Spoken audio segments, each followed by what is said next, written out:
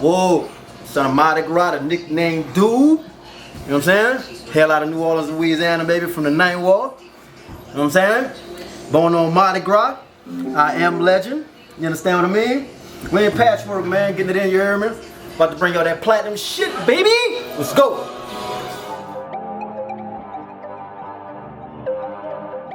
Man, it's BExley from the Pullup. I'm here with my guy. Introduce yourself, my friend. The nickname Dude, you know what I mean? The nickname Dude, the artist, the actor, the son of Mardi Gras. Raw.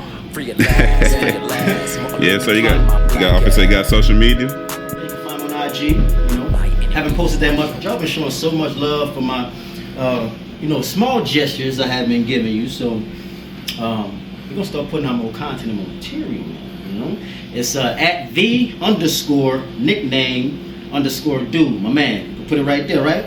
Gotcha. At @the_nickname_Dude. Yes, sir, man. So we're gonna jump straight in, bro. How did you get into music? What was your let me put it like this. What was your very first inspiration that made you be like, damn, I might can do this? Oh my God, man. You're talking about we going back to 6th grade talent shows, you know what I mean? And the era. Nah, fuck that. Let's go before that, cause you already know you can do some shit in 6th grade. I'm talking about what's the initial music, like, damn, I love music. Wow. Check this out. I love Run DMC so fucking much, man. You know what I mean? I love them so fucking much, watching that TV, that high ass TV with the ass out. with the big booty. Yeah, with the big booty, the Night One Design Project. Y'all know what I'm talking about. Watching that bitch and I'm saying, walk this way, talk this way, right? I'm seeing two genres colliding, man. You did? I was born the year hip hop broke. So I seen all of hip hop. You seen the whole process of hip hop. You heard me? Let's talk about it. I seen all the hip hop. So we talking about that era, and then the next year, my grandma and my mama threw me a Run DMC birthday party in the Calio Project. Okay. So it that fire started then. Man, Run DMC birthday party with the M&Ms in the cake. What? I got the Run DMC with the fucking shell toes on. I'm part of Run DMC. I thought it was Run. Yeah. So as you got older, how did okay? As a creator and an artist myself, it's a hard process when people aren't paying attention to you, when you know you talented. So explain that struggle of knowing that you got a gift, but you ain't really getting the recognition that you deserve. Absolutely. Little story about that, also a little backstory. And a great artist you all, might add, you know what I mean? Thank you. Yeah. So we taking it back to fucking when my mama, you know what I'm saying, discovered that a nigga had multiple talents. So what she started doing was writing into NBC, ABC, and all that shit, writing to Oprah and all that shit. Well, I'm practicing my lines for a particular play that got me to do. You know what I mean? So just over the years, not receiving those letters back up, not being a recipient of those letters she wrote, you know what I mean? That told me that shit, you know what I mean? I don't give a fuck what nobody say. You know what I mean? Somebody had hope enough to write 3 big ass letters on my behalf. So everybody else's opinion don't even matter. See, it don't matter. You blessed because a lot of people struggle with that. They need the confirmation of other people to keep going. Absolutely. So the fact that your mom is enough, that's dope. No offense to anybody, but I was fortunate enough. You know what I mean? Even if you know what I mean, grew up in a great neighborhood, you still wouldn't have love in the house, you know what I mean? So you was blessed enough to have that type of environment growing up where your mom loved you. There you go. That's important, man. There you go, so yeah.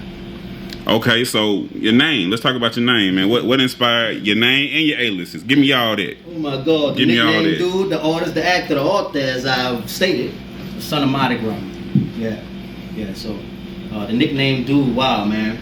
You know, with me always being a personable person, having a lot of people I'm associating with from the ground up, you know what I mean? We talking about as a grown man also, not just from streets to nerd level, but we talking about some from ground level to corporate, by me being blessed enough to be well-rounded. You know what I mean? I say, damn, you know what I mean? I can pretty much take everybody's styles and fit them to my own, no matter where I am. You know what I mean? You can put me in the fucking jungle. You can put me over here to cook food. You know what I mean? You adapt. If I listen long enough, I'm gonna adapt. You adapt. So it's the nickname Dude is kind of a statement towards hip hop that I'm all you niggas. I'm everybody. You can put me in. You can put me in the room with anybody. I'm a whole mom. I love all y'all. I am all y'all. I'm the nickname Dude, and it's a double entendre, so to speak. It did because Dude is also my family nickname. Okay. Dude is a family generation nickname. You know what I mean? Every first son got that nickname. So you carry that motherfucker proudly, then. Yeah, I'm just the second dude. You know I'm just the second dude. So there's 2 more dudes behind me, 1 more in front of me. Man, yes, sir. You know what I'm saying? Man. The nickname Dude, it all makes sense. Son of Mardi Gras, talk to me. Mardi Gras son, wow. Prolifically, you know what I'm saying, so to speak. I was born on Mardi Gras, you know what I mean? Or prophetically. It was meant to happen. What? In New Orleans? What? In Charity Hospital. You name all the rappers that you know from New Orleans. Ask them nigga, what hospital you was born in? They gonna say Charity. Any artist from P to whoever, nigga, you was born in Charity. Your birth certificate don't say Charity, you ain't from Old Orleans. You heard me? You know what I mean? That's to say you don't mean or amount to anything. You know what I mean? So Mardi Gras son, you know what I mean? You know what I mean? With me, just coming from how I'm speaking, you know?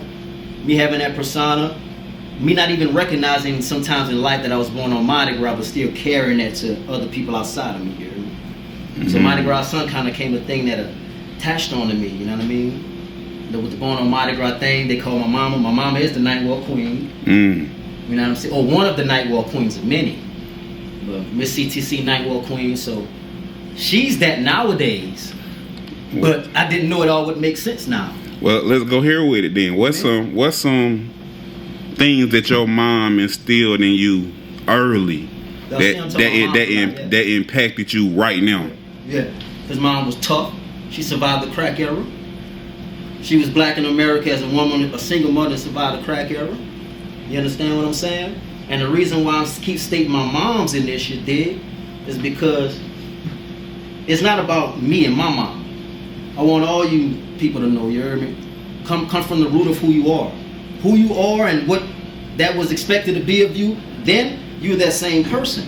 You know, so, you know, I like to go deep into lineage when I'm explaining things. And those things just come to my memory that helped me today from moms, you did, and other influences also. So, ironically, crazy enough, I come here today, and one of the lines in one of your songs was that they're trying to rewrite our history.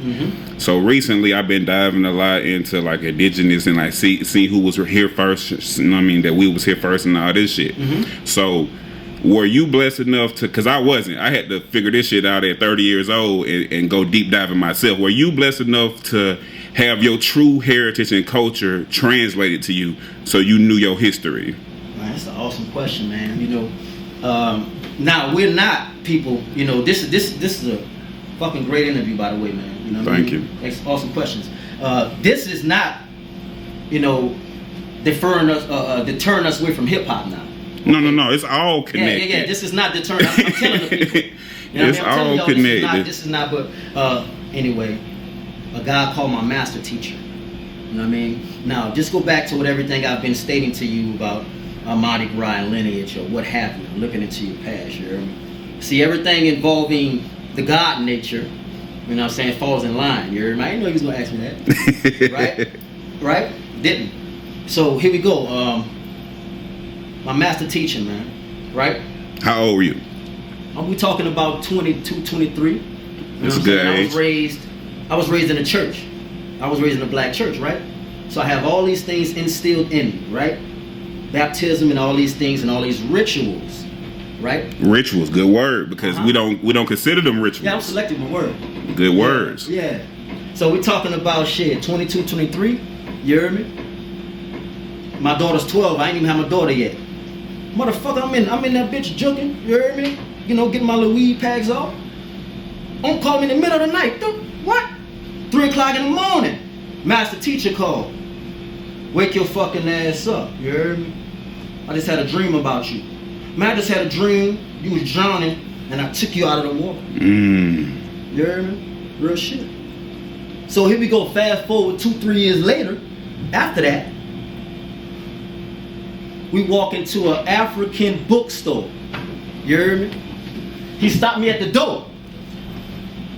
He said, don't come in here now. He said, hey, Yosef. The brother was Brother Yosef. He said, Brother Yosef, come in here. Did you have this portrait in here when I came in here yesterday? He said, no, we just got it in this morning. 2 or 3 years later, right? We walk into the African bookstore. You heard me? It's a portrait of a nigga picking a nigga out of the water drowning. And I'm with the same nigga who told me that. So all these things right here is being more real to me than what was instilled in me. You heard me? So it's helping break the curses. It's helping you get away from what, because it's hard. But when everybody else is like, "Where you going? Where you going?" No, you gotta believe in what we believe in. So you saying those little coincidences, they were more strong than those things that were instilled with you early. Yeah, because you're listening. You're reading something that's foretelling to you for all these years. You know what I mean? Versus something that's right in your face. Now, those foretellings and those rituals, you have to eat the fish and spit out the bones. You heard me, so to speak. That means you have to take in the stuff that's true to you and spit out the shit, not that you don't understand, but that's the bullshit. You know what I'm saying? And the substance is the fish. The bullshit is the stories. Alright? You know what I mean? I had to break the shit down. You know what I mean? So, you know what I mean? That was the trail, man. And the master teacher, meaning this is already somebody who's come of the God body nature. If you understand what I'm saying. And in a sense, was by walking his purpose, it was meant for him to run into you. Because if he wasn't walking his line, he would have never met you. Absolutely, man. And he seen me in all my paths. In and out of jail. He said, you know, banging on my door, breaking in my fucking house. Here, wake your ass up, get out the bed. Come your ass to church. Yeah, shit like that. So my master teacher, who's a God now, you know what I mean? He instilled that shit in me, you know, and not instilled that shit in me, but he reminded me, would make me go study to show myself approved now. Now I have to study this shit. That's the difference. I have to study this shit. So coming to oneself, everything being where I'm from, with the Mardi Gras shit and all of that, coming from the roots. Now when I go back home to New Orleans, the soul starts speaking to me. Your clairvoyance is going crazy. Now you seeing numbers, you all kind of shit happening. Yeah, I'm saying, man, what? Nigga. All kind of symbols and shit popping. Man, you know what, man? The unseen is realer than the seen, you know what I mean? Yeah. So, the people that are of your past, I would just leave it at this. For those I'm going over their head with, you hear me? It ain't meant for everybody. It's not. But I'm trying to make it deep. You know what I mean? But what I would say about this here, you hear me? You have to be true to you. What's not for you is not for you, you know what I mean? It's like my man said, if it's not for you, it's not for you. That girl, that job, that whatever, it's not for you. If you ain't waking up with it on your mind, it's not for you. You know what I mean? If you ain't want to sleep with it, it's not for you. You know? Maybe it could be for you for the time. You know, I hate to break hearts of those who ain't living in that nature. Which I have to be honest. Because sometimes you got to go through the bullshit too. Like that, it's all lessons. So you can't avoid the trauma. That's what life is. That's what life. So let me ask you this. Speaking of trauma, I've heard your music. It's a very high vibrational music. So what's your overall goal or your agenda with your music as far as like your projection towards the audience? What message are you trying to deliver to make people, tap into your frequency? What's your goal? Oh my God, man, it's like that's a trick question pertaining to all of us artists, in a sense. You know what I mean? You know, I say that in saying this. You hear me? I have the biggest goals off the mic first. I had to learn that. I had to go back, study, show thyself approved and all this here different, stuff I told you before. You think I had to do that off the mic first. I had to have my goals off the mic to come into myself before I step on that bitch. Now, whatever goals I have over here, that shit just projects on there. Because I used to do the street music, you know what I mean? I'm just like you, I love that shit, I listen to it still, I'm indulged in it, you hear me? It's part of you. Before you became the person you are now, you was that person. I'm the nickname dude. So it's still in you. You know, at least that's what I named myself for. This is what my alter ego perceives itself to be. You dig? Right. You know what I mean? So I feel like I'm a part of the whole community, but my vibration comes from things that don't even have to do with rap. You know what I mean? So when I give that to you, I want it to be fly. I want it to be funky. I want it to catch your ears. I want it to be street. I want it to be poetic. You know what I mean? I want it to be godly. And those are all the things that I had to build myself up to be off the mic. You know, hip hop is a way of life. You know what I mean? So when we give you that projection, you hear me? Just know that that's how we live. And that makes the authentic hip hop. Yeah. Now everybody ain't spitting what they living. That ain't. Yeah. Everybody. Well, a lot of motherfuckers is pretending to live a certain way because that's what people buy. And you know what? That's crazy because you dig. Me and my nigga just had a kind of a debate about that. Me and my manager, you know, you dig. But at the same time, I'm seeing his side as we speak. All of it's part of hip hop. The fake too. Cause it's been fake shit going on. Don't think that back when graffiti was going on, which is one of the 5 elements of hip hop, is graffiti. Study the 5 elements of hip hop, man. You know what I mean? The fire, the water. I ain't gonna get into it, right? You know, when niggas was doing graffiti, nigga go spray paint over another nigga work and call it his shit. He flogging, right? Before a piece of music even came out as hip hop, when it was breaking. You heard me? You got a nigga flogging already. You heard me? When it was breaking, you got a nigga stealing another nigga moves coming from Bronx to Harlem on another nigga shit. So it blowing up off another nigga moves. It been going on, but I would say then it was more filtered. We can tell who did that, and you had more men, all right, that will call it out. There's too many rappers now. They would call it out. Too many rappers. How you gonna check everybody? It is. You can't. You can't. You can't. You cannot check everybody. You did.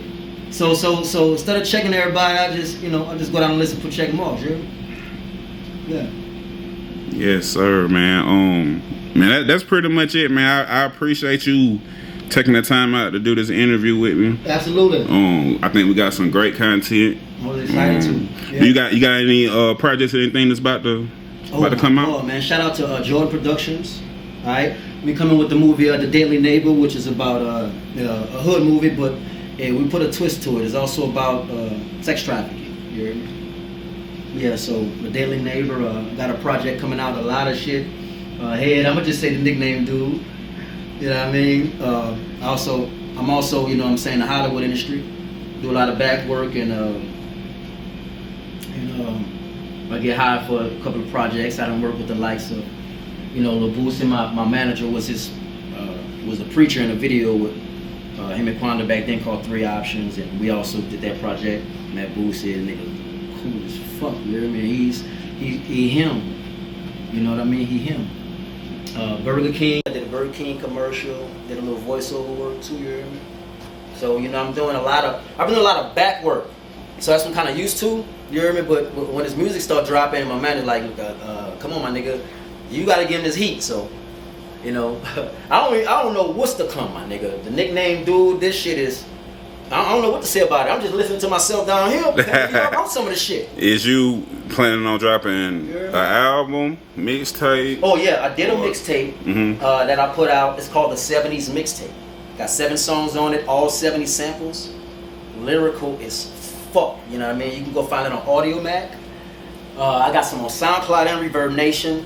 Always make top 10 Reverb Nation. Shout out to Reverb Nation. Like, you know, I haven't lately because I haven't been putting it out. Yeah, cooking. Well, I've been cooking, you hear me, but not to you guys. Right. You know, don't do the social media that much, and you know, by as you can tell how I am, why I don't. You know what I mean? But to be more marketable and get out to you motherfuckers, you know, I'm gonna pop with it. Cause I'm gonna hustle it good. So that's where you can go find me. Hope you love the projects. Yes, sir, man. I appreciate you, bro. Stay up. Yeah. Yep.